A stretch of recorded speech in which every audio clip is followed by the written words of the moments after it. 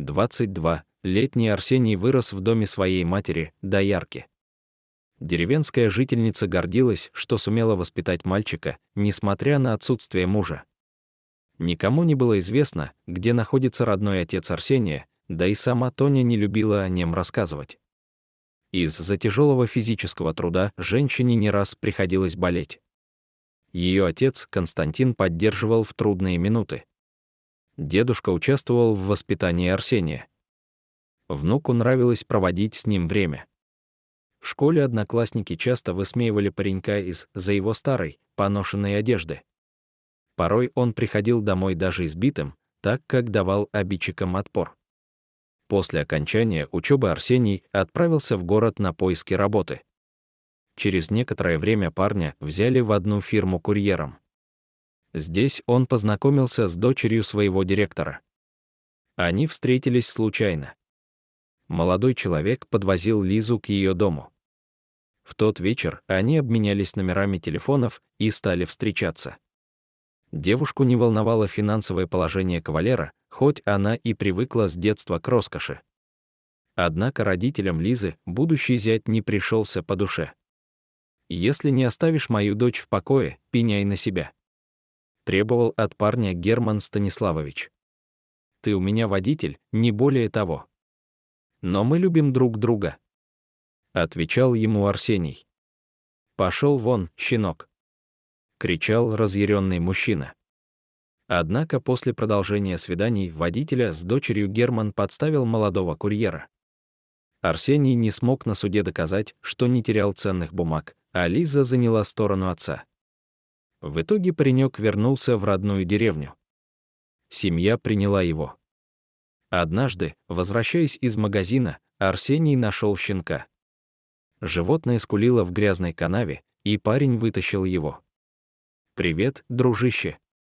Буду твоим хозяином», заявил он найденышу. С тех пор Снежок стал любимцем семьи Арсения. Вскоре Тоня серьезно заболела. Женщине потребовались дорогие лекарства. Сын не знал, как быть. Где раздобыть столько средств на лечение матери? И он решил отправиться вахтовиком в другой конец страны. Арсений рисковал жизнью, работая в суровые морозы, а летом терпел лесную мошкару. Как то его бригада отправилась по реке, где были сильное течение и большая глубина. Из-за некачественного инвентаря люди утонули. Получив гроб, Тоня чуть не сошла с ума. Неравнодушные соседи поддержали женщину в организации похорон. «Я хочу в последний раз увидеть моего мальчика», причитала горем убитая мать. «Такое нельзя показывать. Тело слишком изувечено», отвечал ей Константин. Снежок начал рычать на гроб, не давая к нему приближаться. Это показалось Константину странным. Он все-таки решил снять крышку. «Это не он!» закричала при виде умершего Тоня, прижимаясь к отцу. «Значит, наш мальчик жив». Они позвонили в компанию, где трудился Арсений. Сотрудники фирмы пообещали разобраться во всем. Оказалось, что тело принадлежало парню из соседней деревни. Родственники забрали гроб с погибшим в тот же день. Сестра Вера сильно горевала по своему брату.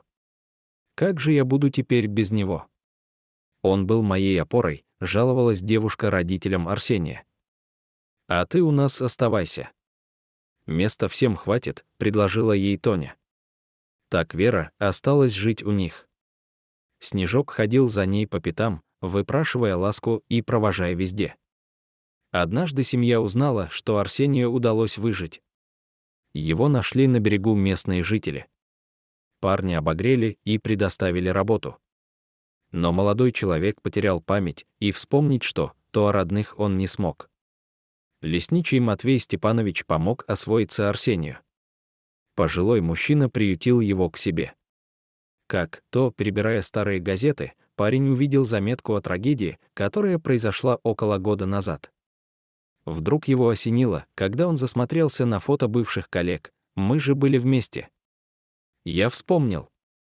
И он засобирался домой. На тот момент Арсений уже зарабатывал на рыболовстве и вернулся к семье. Перед этим он поблагодарил дядю Матвея за свое спасение, пригласив мужчину в гости. «Я перед вами в долгу», — сказал он ему на прощание. «Да не волнуйся ты. Я поступил так, как обязан был поступить человек», — отвечал старик. Когда в окно мать увидела знакомый силуэт, она воскликнула: «Сыночек! Мой сын вернулся!»